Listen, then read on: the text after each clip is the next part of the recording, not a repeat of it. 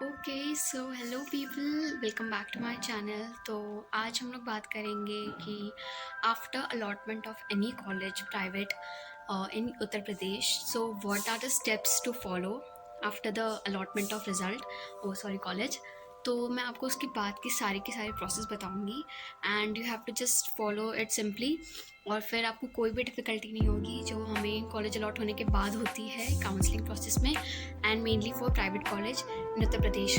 So let's get started and आज मेरा जो अलॉटमेंट हो गया है कॉलेज का एंड मेरी काउंसलिंग सब हो गई है। तो आप लोग बता दूँ, मेरा एडमिशन हो गया है VAMCH में, VAMC में, Varun Arjun medical college in Bareilly. And मेरा फर्स्ट राउंड काउंसलिंग में हुआ है। So will give you all the updates regarding VAMC. So follow for that and let's get started. Okay so let's discuss the steps after allotment of college. So सबसे पहले तो आपको पता चल गया होगा जो आपने नोडल सेंटर पे लोकेशन मतलब जो कॉलेज चूज़ किया था वो तो आपको शायद नहीं मिला होगा या मे बी आपको मिला होगा, वो डिपेंड करता है।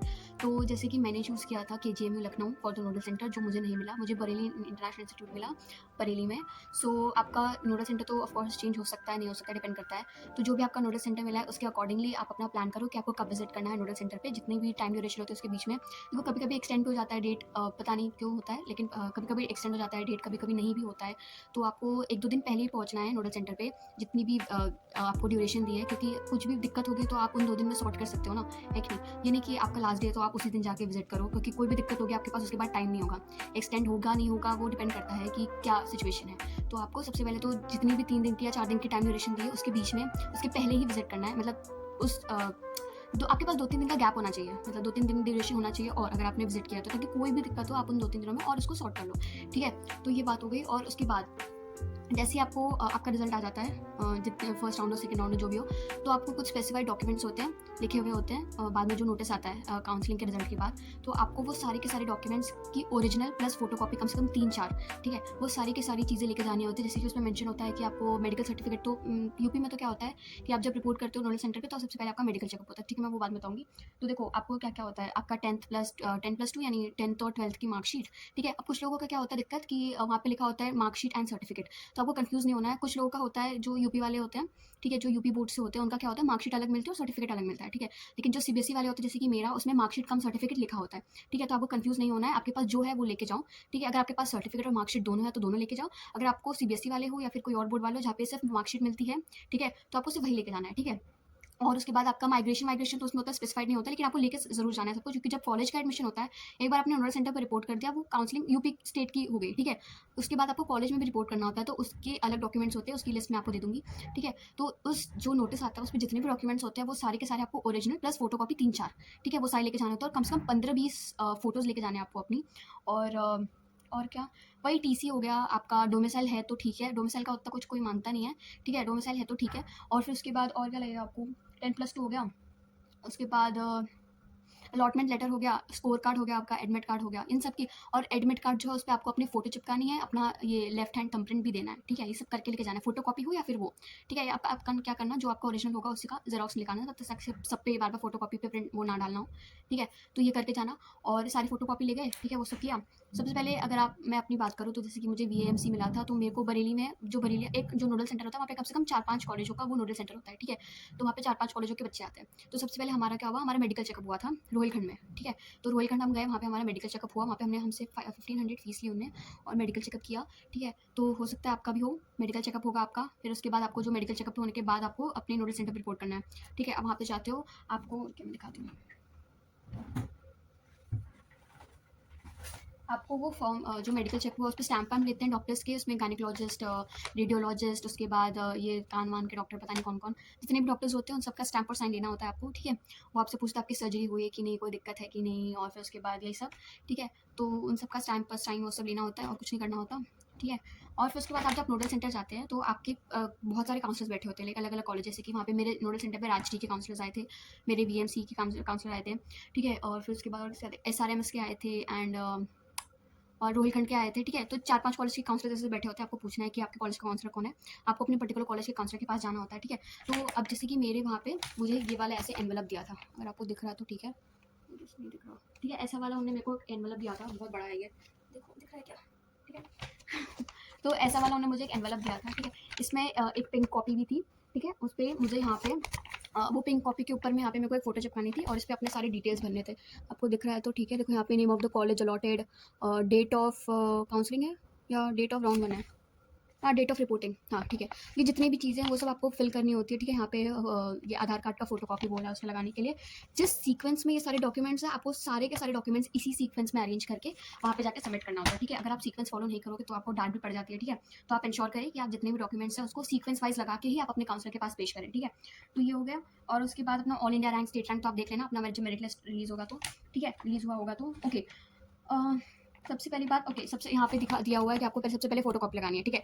सबसे पहले आप अपनी ओरिजिनल, ये हमें 2 कॉपी दी हुई थी, ऐसे एनवेलप 2 दिए हुए थे। इसमें अपने सारे के सारे ओरिजिनल डॉक्यूमेंट्स, आपको देखो क्या करना है ना, अपने जितने भी डॉक्यूमेंट्स हैं उसकी 3-3 कॉपी, 3-3 सेट बना लेना है। एक सबसे पहले जितने ये वाले जो एनवेलप है इसमें आप सारे के सारे ओरिजिनल डॉक्यूमेंट्स रखोगे, ठीक है।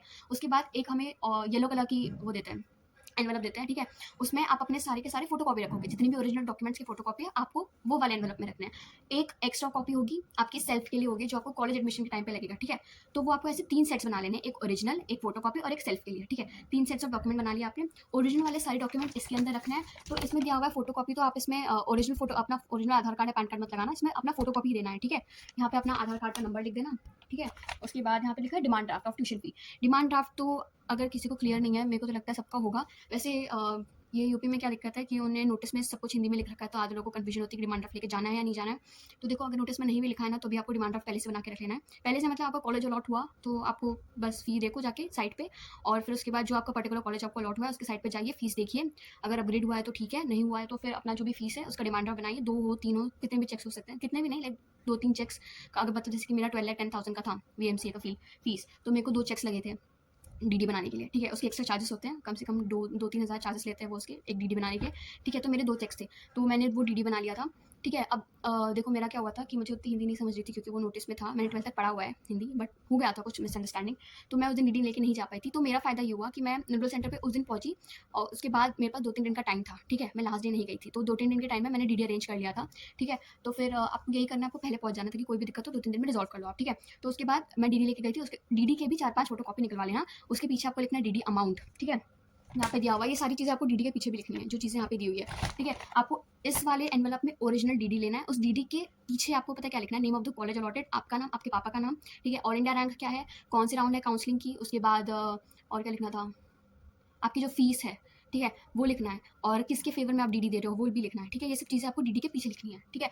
उसके एनवेलप पे, जिस एनवेलप में आप डीडी डाल रहे हो उसके ऊपर आपको लिखना है डिमांड ड्राफ्ट, जो आपका डीडी है उसकी ट्यूशन फी कितनी है, मतलब tuition fee of demand draft कितने अमाउंट की है। अगर 2 चेक्स में है, पहले तो यहाँ पे तो आप पूरा डीडी का अमाउंट लिख दोगे जितना है, जैसे मैं 12,10,000 था तो यहाँ पे पहले लिख दोगे। उसके बाद डीडी नंबर डीडी के ऊपर लिखा होगा। आपका 2 चेक्स में है तो 1-2 करके डीडी नंबर लिख देना। जैसे मेरा 2 चेक में था तो मैंने एक डीडी पहले चेक का डीडी नंबर लिखा, फिर उसके साइड में उसका अमाउंट लिख दिया वो कौन सा उसका था, फिर उसके बाद दूसरे डीडी का नंबर लिखा, उसके साइड में लिख दिया कि वो कितने अमाउंट का था, ठीक है। तो 2 ऐसे लिख लेना है, ठीक है। अगर आपका 2 चेक्स का सिंगल तो है तो फिर जो एक नंबर है उसी को लिखिए। उसके बाद आपको डीडी का डेट लिखना है कि किस दिन आपने डीडी बनवाई। जैसे मैंने 7 तारीख को बनवाई थी तो डीडी का डेट 7 तारीख था। उसके बाद बैंक, कौन से बैंक से आप डीडी बनवा रहे हैं और किसके फेवर में। तो फेवर में तो पूरे ऑल इंडिया के बच्चों का जितना भी डीडी होता है वो एक ही के फेवर, ऑल इंडिया बोल रही हूँ, यूपी का डीडी जो होता है वो director general of medical council and training उनके फेवर में होता है, तो वो पूरा लिख देना है, ठीक है। और सही सही स्पेलिंग लिखना है, स्पेलिंग मिस्टेक होगी तो डीडी कैंसिल हो जाता है, ठीक है। आपको ये इंश्योर करना है कि आप स्पेलिंग सही से लिख रहे हो, ओके। ये सारी चीज़ें लिखनी है। उसके बाद आपको मेडिकल फिटनेस सर्टिफिकेट जो आपको मिलेगा, जैसे कि मेरा रूरलखंड से मिला था तो मुझे उसकी फोटो कॉपी और वो डालनी थी, तो इसमें मैंने ओरिजिनल मेडिकल सर्टिफिकेट डाल दिया था। उसके बाद आपको एक एफिडेविट बनवाने बोलेंगे, वो जो नोडल सेंटर पे एफिडेविट वाले होते हैं, ठीक है। तो उनके पास से आप एफिडेविट बना लेना, उसकी ओरिजिनल वाली कॉपी इसमें डाल देना और फोटो कॉपी आपको उसमें डालनी है, ठीक है, येलो वाले में। उसके बाद अलॉटमेंट लेटर जैसे आपने डाउनलोड किया वैसे का वैसे इसमें डाल देना, ठीक है। ओरिजिनल वो कुछ नहीं होता, इसमें डाल देना। उसके बाद नीट यूजी का आपका score card, admit card, high school का मार्कशीट या फिर सर्टिफिकेट, ठीक है। 12th marksheet certificate, caste certificate अगर आपका है तो, ठीक है। कास्ट सर्टिफिकेट अगर आपको लग रहा है तो वो भी चाहिए। उसके बाद अगर कोई और डॉक्यूमेंट एप्लीकेबल होते हैं तो, ठीक है। उसके बाद ये सब करने के बाद वो आपका सब कुछ चेक करेंगे, ठीक है।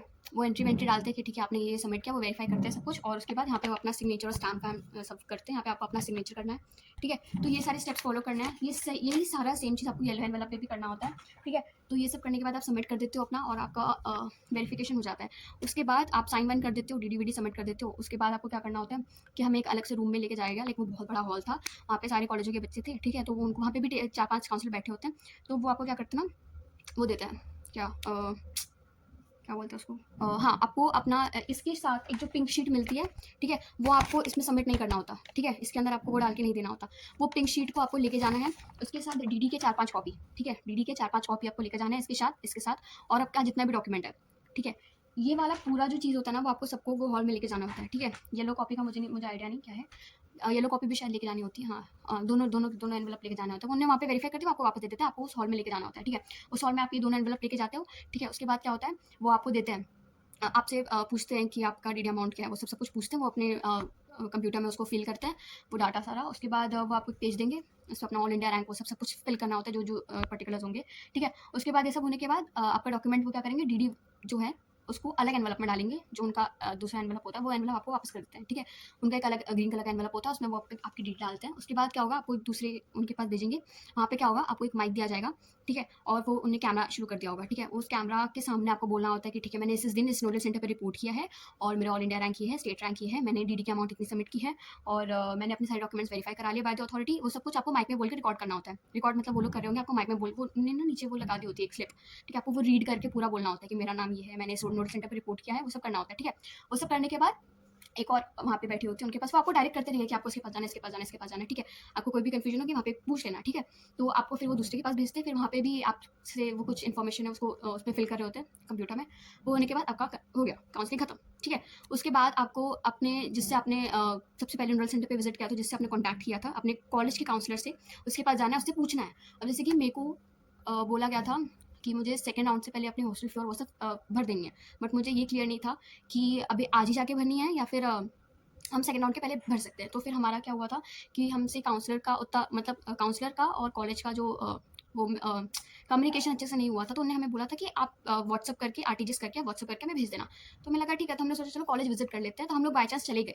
अच्छा, वहाँ हम चले गए, मतलब उस दिन हम लोग को क्या करना था, कॉलेज का एडमिशन करना था। सब सारे बच्चे गए हुए थे, बाय चांस गए हुए थे, काउंसलर ने हमें नहीं बताया था कि हमें जाना है, ठीक है। तो फिर हम लोग गए और फिर वहाँ पे अपने आपने जो सेल्फ कॉपी बनाई हुई है, वो सारे के सारे डॉक्यूमेंट्स वहाँ पे आपको 4-5 रूल्स एंड रेगुलेशन वाली चीज़ें देते हैं। वहाँ पे आपको अपने पेरेंट्स की साइन, खुद की साइन अच्छे से पढ़ लेना, ठीक है। देखो प्राइवेट कॉलेज है, हर चीज़ पे फाइन लगाते हैं वो लोग, ठीक है। तो वो सब सारी चीज़ें पढ़ लेना। वहाँ पे यूनिफॉर्म का फ़ी का सब कुछ लिखा होता है, ठीक है। और फिर वो सारी चीज़ें अपनी फॉर्मेलिटीज़ कर लेना। वहाँ पे आपको बोलेंगे 15-20 एनवेलप लेने बोलेंगे, वो भी लेके जाना, ठीक है। और फिर एनवेलप लेके जाना होता है वहाँ पे 15-20, और फ़ोटोज़ ले लेना 15-20, उनको चाहिए होती है कॉपी। वो एक आपको वो देंगे, उसके अंदर आपको सारी फ़ोटोज़ भर के उन्हें देनी होती है। आपको एक फ़ाइल देंगे, उसमें सारी चीज़ें लिखी होती है। आपकी एक पर्टिकुलर फ़ाइल होगी, उसमें आपकी सारी इन्फॉर्मेशन होगी। कॉलेज एडमिशन फॉर्म होगा, फिर पीछे सारे रूल्स एंड रेगुलेशन वाले वो होंगे, सब पे साइन मारना होता है आपको, ठीक है। अच्छे से पढ़ लेना उसको। ये सब करने के बाद आपको 5 जैसे आपको अपनी हॉस्टल फ़ी और जो भी मिसलेनियस फ़ी है, सबकी वो सारी फ़ी पेमेंट कर लेनी है। वो आपका जो सेल्फ कॉपी वाला जो है, वो सारे डॉक्यूमेंट्स वेरीफ़ाई करते हैं। उसके बाद वो एक पेज पे लिखते हैं कि ठीक है, ये सारी चीज़ें हो गई है या ये सारी चीज़ें पेंडिंग है। जैसे मेरा माइग्रेशन सर्टिफिकेट पेंडिंग था, तो फिर वहाँ पे उन्हें पेंडिंग लिख दिया था। तो जब मैं अभी जाऊँगी हॉस्टल पे रिपोर्ट करने, तो फिर वो वहाँ पे मैं सबमिट कर दूँगी, तो वो हो जाएगा, ठीक है। तो ये सारी चीज़ें करनी है आपको। कॉलेज मस्ट विज़िट कर लेना, ठीक है। या तो पहले या तो बाद में। आप अपना एक काम करना ना यार, कॉलेज पहले विजिट कर लेना, नोडल सेंटर विजिट करने से पहले। हो सकता है आपका माइंड चेंज हो जाए कि आपको एडमिशन लेना है या नहीं लेना है, ठीक है। तो आप पहले विजिट कर लेना। मैं तो यही राय दूंगी आपको कि आप पहले जाके कॉलेज विजिट कर लेना कि वहाँ की लोकेलिटी कैसी है, आपको अपग्रेड करना है या नहीं करना है, ठीक है। अपग्रेड करने का आप देखो उतना पता नहीं है कि क्या है रूल्स, क्योंकि मैंने तो किया नहीं है, तो ठीक है। और ये सब करने के बाद आपको वो हॉस्टल स्लिप देंगे। ये मैं अपने कॉलेज की सारी चीज़ें बता रही हूँ। हो सकता है मतलब काउंसलिंग के जितने भी प्रोसेस है वहाँ तक सब सेम है। जो कॉलेज एडमिशन है वो थोड़ा डिफरेंट होगा हर कॉलेज का, बाकी सब जो भी मैंने बोला वो सारे कॉलेजों के लिए सेम है, ठीक है। तो ये सब करना है आपको। उसके बाद कॉलेज में जाके आपको वही हॉस्टल स्लिप दिया था मुझे, और मुझे मेरा रूम नंबर इससे बता दिया था, ठीक है। तो यही सब है। तो मैंने आपको बता दिया आपको क्या क्या लेके जाना है, ठीक है। ओके। और जब आप कॉलेज एडमिशन के टाइम पे जाओगे, तब आपको माइग्रेशन सर्टिफिकेट, टीसी, और अगर आपका गैप है, लाइक आपने ड्रॉप लिया हुआ था नीट के प्रिपरेशन के लिए, तो ड्रॉप उसके लिए गैप सर्टिफिकेट बनवा के लेके जाना। वो ओरिजिनल मांगते हैं आपको कॉलेज के एडमिशन टाइम पे, ठीक है। जब आप कॉलेज पे रिपोर्ट करते हो, तो वो आपको ओरिजिनल गैप सर्टिफिकेट वहाँ पे देना होता है, ठीक है। ये हो गया। ये सब चीज़ें आपको नोडल सेंटर पे नहीं लगेगी। ये जो टीसी है, गैप सर्टिफिकेट है, माइग्रेशन है, कास्ट सर्टिफिकेट बोल रही हूँ, कास्ट सर्टिफिकेट वहाँ पे लगेगा, कैरेक्टर सर्टिफिकेट, ये सब चीज़ें आपको कॉलेज एडमिशन के टाइम पे लगेगी। ये सब लेके जाना, ठीक है। सब सेल्फ कॉपी बना लेना, ओरिजिनल बना लेना, सब कुछ कर लेना, अच्छे सेट करके लेके जाना ताकि वहाँ पे कोई भी गड़बड़ ना हो, ठीक है। ये सब कर लेना, और बस इतना ही है, ठीक है। अच्छे से सीक्वेंस पे लगा लेना, सब कुछ कर लेना, और हो जाएगा आपका। उतना डिफिकल्ट नहीं होता, लेकिन जब आपके पास कोई चीज़ें होती नहीं है तो आप टेंशन में आ जाते हो, फिर सारी चीज़ें गड़बड़ हो जाती हैं। तो ये सब ना हो इसलिए मैंने ये वीडियो बनाई, क्योंकि मुझे काफ़ी डिफिकल्टी फेस करनी पड़ी थी, ये डॉक्यूमेंट वो डॉक्यूमेंट, ठीक है। तो फिर मुझे बार बार यहाँ से दिल्ली दिल्ली से बरेली करना पड़ा था, बहुत ज़्यादा हेक्टिक हो गया था सब कुछ, ठीक है।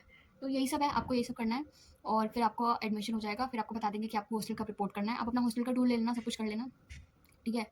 देखो वीएमसी अगर आप एडमिशन ले रहे हो तो देखो पेशेंट फ्लो तो बहुत ही ज़्यादा सही है, लाइक आपको क्लिनिकल एक्सपोजर इतना ज़्यादा अच्छा मिलेगा। वहाँ पे हमने पेशेंट से बात की थी तो उन्हें बोला कि डॉक्टर्स बहुत अच्छे हैं, प्रोफेसर्स बहुत अच्छे हैं, ठीक है। तो उस चीज़ का तो कोई दिक्कत नहीं। अब देखो प्राइवेट कॉलेज है तो फीस तो लगेगी, है कि नहीं?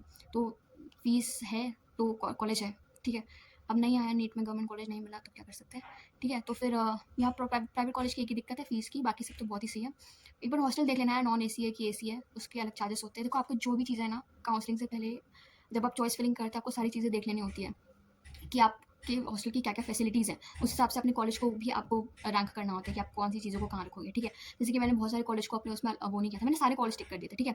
बट जैसे कि राजश्री मैंने नहीं डाला था क्योंकि मैंने उसके रिव्यूज़ पढ़े थे, मुझे अच्छे नहीं लगे थे। तो मैंने राजश्री को इंक्लूड नहीं किया था, मेयो को इंक्लूड नहीं किया था, ठीक है। जो जो कॉलेज मुझे नहीं चाहिए थे मैंने उनको इंक्लूड नहीं किया था। बाकी सारे कॉलेज को टिक कर दिया। आप सारे कॉलेज को टिक कर देना, ठीक है। अगर आपको 400-500 में नंबर आया है तो आप ऊपर में डाल देना शारदा, मुजफ्फरनगर, रोहिलखंड, हिंद, ये सब डाल देना। नीचे से आ रहे हैं आपके नंबर तो फिर नारायणा डाल देना, एनसीआर डाल देना। मेयो डालना होगा तो डाल सकते हो, प्रसाद डाल देना। फिर बीच में तो रमा कानपुर और ये सब आता है, ठीक है। हेरिटेज डाल देना, फिर यूनाइटेड डाल देना, ये सब डाल देना नीचे से। मतलब आपके 300 नंबर आ रहे हैं, 300-400, तो हेरिटेज डाल देना, यूनाइटेड डाल देना, ये सब के कट ऑफ उतने ही जाते हैं। आपको क्या करना है ना, चॉइस फिलिंग के लिए आपको मैं अलग से वीडियो बना दूंगी, ठीक है। अगर आपको चाहिए होगा तो मुझे कमेंट में लिख देना आपको चॉइस फिलिंग की वीडियो चाहिए या नहीं चाहिए। मैं आपकी अपनी लिस्ट भी शेयर कर दूंगी पूरी, जैसे जैसे मैंने कॉलेज को अलॉट किया था। देखो मुझे जो कॉलेज चाहिए था मुझे वही मिला है, ठीक है। कोई वो नहीं है, मेरे को जिस हिसाब से कॉलेज चाहिए था मुझे वही मिला है। तो वही आपको कट ऑफ अच्छे से देखना है पिछले साल की, और अगर उसमें थोड़ा सा भी स्लाइड चेंज होता है, आपको लग रहा है कि स्लाइड चेंज होने वाला है, तो उसी हिसाब से कि इतने से इतना ही स्लाइड चेंज होगा तो मुझे इतने से इतने के बीच में कॉलेज मिल जाएगा, उस हिसाब से आपको चॉइस फिलिंग को आपको अपने कॉलेजों को वो करना है, ठीक है, अरेंज करना है, ठीक है। तो यही सब है। तो एडमिशन तो आपका हो जाएगा ईजिली। चॉइस फिलिंग में दिक्कत आती है तो मुझे कमेंट कर देना, मैं वीडियो बना दूंगी। और अगर आपको वीएमसी के जितने भी अपडेट्स चाहिए, लाइक वहाँ पे क्या क्या होता है, कैसे कैसे कैसे होता है, ठीक है। कॉलेज का टूर चाहिए और हॉस्टल का टूर चाहिए, फिर उसके बाद और क्या चाहिए आपको, मंदिर मंदिर का टूर चाहिए, चाहिए होगा तो बता देना, मैं डाल दूंगी, ठीक है। तो जितनी भी चीज़ें ऑफ कोर्स मैं डालूंगी, ठीक है। तो फिर ये सब चीज़ों के लिए अगर आपको चाहिए तो प्लीज़ फॉलो करते रहना, और भी कोई काउंसलिंग के अपडेट्स होंगी सब मैं डालती रहूँगी, ठीक है। तो इसी के साथ मैं वीडियो ख़त्म करती हूँ, और प्लीज़ फॉलो करो, मतलब सब्सक्राइब करो और लाइक करो चैनल को, शेयर करो, ठीक है। तो मिलते हैं अगली वीडियो में। कोई भी डाउट हो, कुछ भी हो, मुझे कमेंट कर देना, मैं ज़रूर से रिप्लाई करूँगी, ठीक है। कोई भी वो नहीं है कि मैं रिप्लाई नहीं करूँगी, ये नहीं है, सब कुछ करूँगी, ठीक है। मैं ना कुछ चीज़ों की फ़ोटोज़ डाल दूँगी, लाइक ये एनवेलप की फ़ोटो डाल दूँगी और आपको देखना होगा तो, ठीक है। उसके बाद सब चीज़ें तैयार करके जाना है यार, वहाँ पे कोई भी चीज़ आपको डिफ़िकल्टी फ़ेस ना करनी हो, बस। और क्या है, ठीक है। आराम से करना, कोई जल्दीबाजी नहीं है, ठीक है। अच्छे से कॉलेज देखना, उसके बाद ही कोई डिसीज़न लेना, ठीक है। उसी के साथ वीडियो ख़त्म करते हैं, चलो बाय।